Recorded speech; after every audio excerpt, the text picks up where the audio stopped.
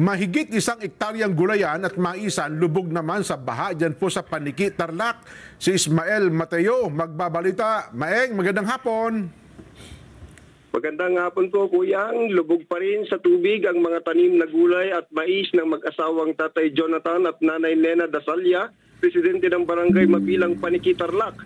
Nagtulong-tulong din ang mga residente sa pagsasagawa ng clearing operation sa mga daanan.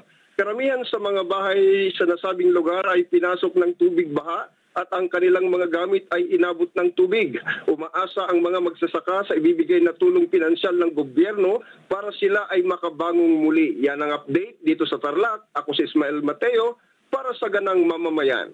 Ismael, yung ipinapakita mong video, ano ba yan? Palaisdaan ba yun o taniman ba yun?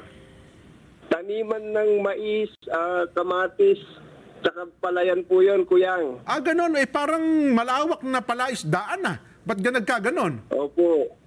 Opo, pero yun po ay taniman po nung mag-asawa po. Grabe, no? Ang tindi ng pisala pala dyan. Ay, nako. Opo. Salamat, Maeng. Ingat kayo dyan at magantabi kami sa mga follow-up report ninyo. Ano ha? Yan po Salamat si po. Ismael Mateo, ang ating correspondent naman sa bahagi po ng Tarlac. Ayon.